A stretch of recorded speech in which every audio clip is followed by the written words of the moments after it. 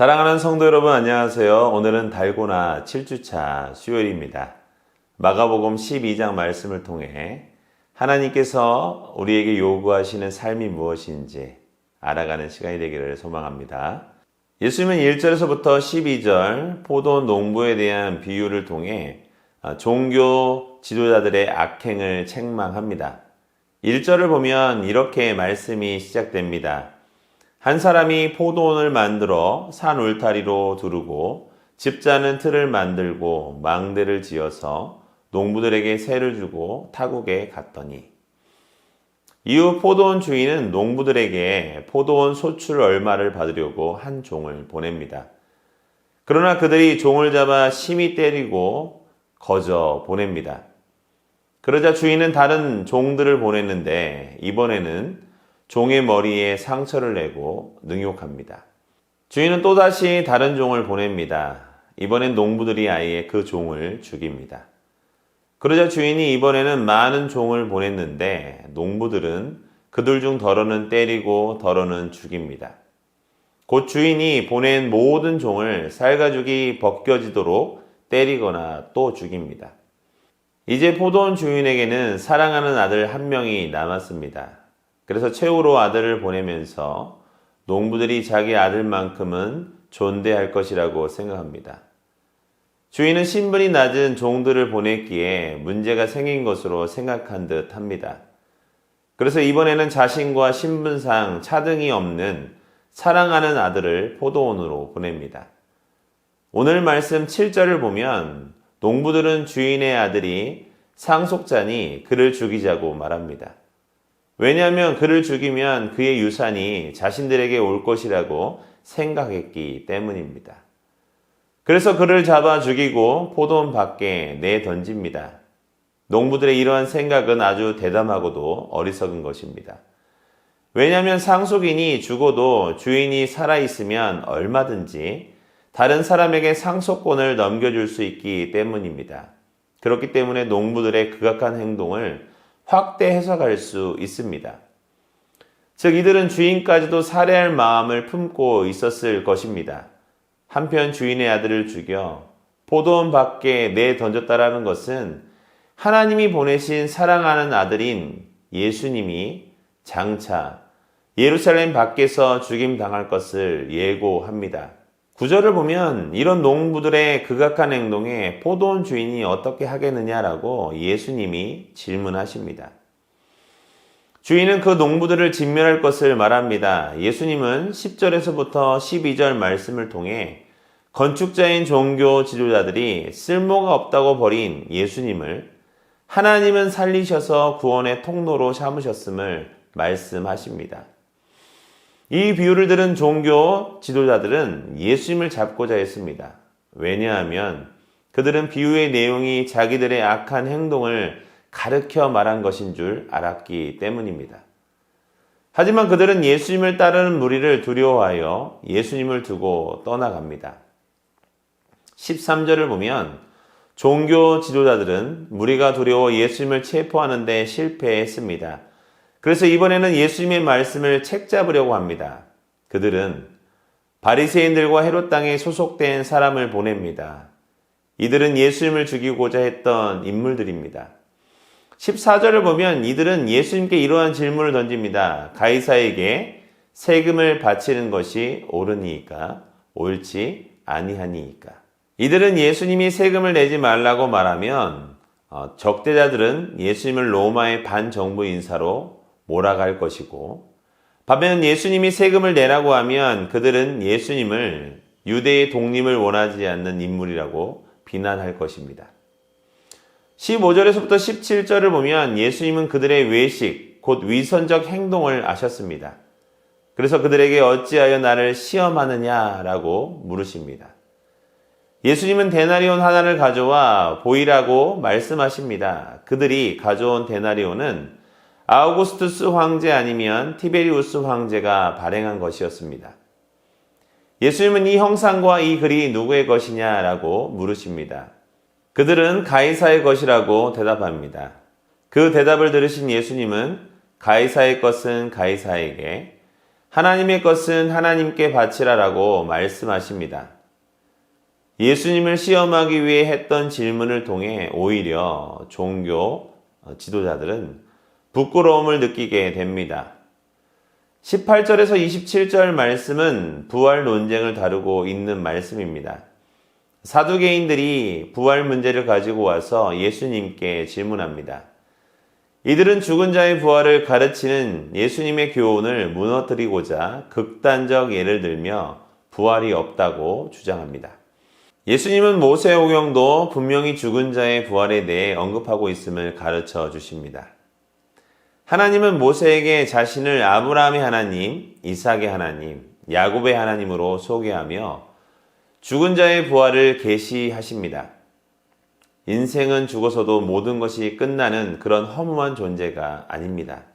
사람은 한 번 육체가 죽지만 이후에는 영원한 부활의 세계가 존재합니다. 우리는 오늘도 하나님이 주실 영원한 부활을 소망하며 희망찬 하루를 살아갈 수 있어야 합니다. 28절을 보면 한 서기관이 예수님이 바리새인과 사두개인들과 지혜롭게 논쟁하는 것을 지켜보았습니다. 그는 예수님께 계명 중에서 가장 중요한 것이 무엇인지 질문합니다. 계명의 가장 중요한 원리가 하나님에 대한 사랑이라고 답하십니다. 사람이 창조된 목적과 존재하는 이유 중 가장 중요한 것은 하나님을 사랑하는 것입니다.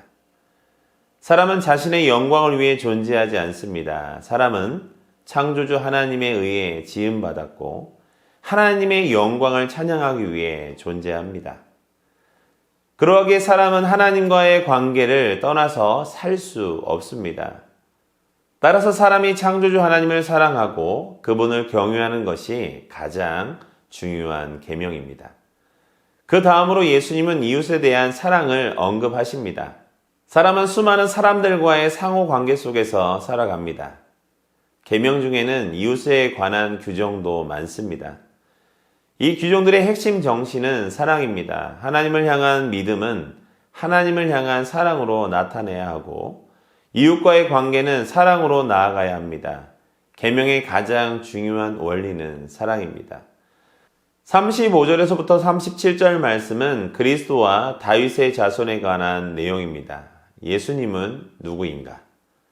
이 질문에 대한 대답은 단순한 것 같으면서도 자신의 신앙 고백을 담아야 하는 것이기에 많은 생각을 요합니다. 예수님은 당시 서기관들은 그리스도를 단지 다윗의 자손으로만 인식하고 있었습니다.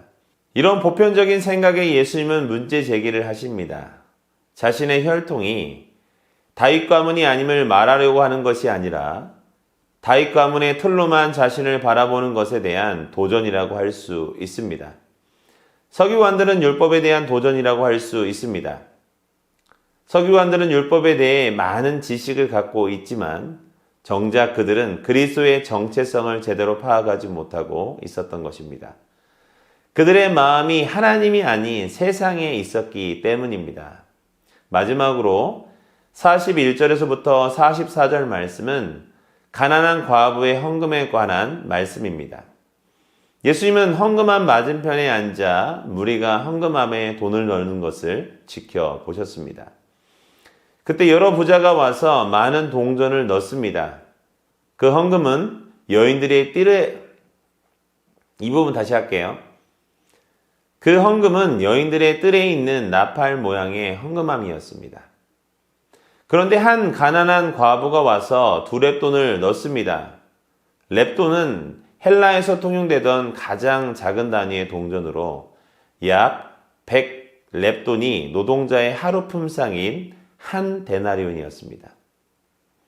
예수님은 한 과부가 헌금함에 어느 누구보다 더 많이 넣었다고 말씀하십니다. 왜냐하면 그녀는 가난한 중에서 자기의 모든 소유, 곧 생활비 전부를 넣었기 때문입니다. 주님이 보신 것은 헌금한 돈의 액수가 아니라 그 사람의 헌신하는 마음을 이야기하고 있는 것입니다. 우리 또한 우리의 욕심을 위해 사용하는 것이 아니라 주님의 영광을 위해 사용하고자 하는 헌신의 마음을 주님이 원하심을 기억해야 합니다. 오늘 우리는 포도 농부의 비유, 세금 논쟁, 부활 논쟁, 가장 큰 계명, 그리스도와 다윗의 자손, 가난한 과부의 헌금에 대해 나누었습니다. 예수님은 우리를 구원하기 위해 오신 메시아이십니다. 우리는 예수님을 통해 무엇을 얻기 위해 신앙생활하는 실수를 저지르면 안 됩니다. 하나님을 사랑하되 이웃을 사랑하는 자가 되어야 하며 우리에게 주신 많은 것을 가지고 하나님의 나라를 위해 쓰임받는 우리가 될 때 신자다운 삶을 살아가는 것입니다. 오늘 하루도 하나님의 뜻을 위해 사는 모든 성도님들 되시기를 주님의 이름으로 축원드립니다. 기도하겠습니다. 사랑하는 하나님 아버지, 우리에게 가장 큰 계명을 말씀하여 주시니 감사합니다. 내 마음을 다하고 목숨을 다하고 뜻을 다하고 힘을 다하여 주 너희 하나님을 사랑하라고 말씀하여 주셨는데 우리가 정말 하나님을 온전하게 사랑하고 있는지 오늘 우리의 모습을 돌아보게 됩니다. 예수님께서 아버지 되신 하나님의 말씀에 철저히 순종하시며 하나님의 말씀에 순종함으로 인하여서 이 땅에서 해야 될 모든 일들을 잘 감당하셨던 것처럼 우리 또한도 하나님을 사랑하는 그 사랑으로 인하여 우리에게 주어진 이웃들을 사랑할 수 있는 은혜를 허락하여 주옵소서. 오늘도 예수님을 따라 세상 속으로 나아갑니다. 우리에게 은혜를 베풀어 주시고 하나님을 사랑하는 마음을 통하여 내가 만나는 모든 자들에게 예수 그리스도의 사랑을 나타내 보일 수 있는 은혜를 허락하여 주옵소서. 모든 것을 감사드리며 우리를 구원하여 주신 예수 그리스도의 이름으로 감사하며 기도드렸습니다. 아멘. 오늘도 수고 많으셨습니다. 사랑하고 축복합니다.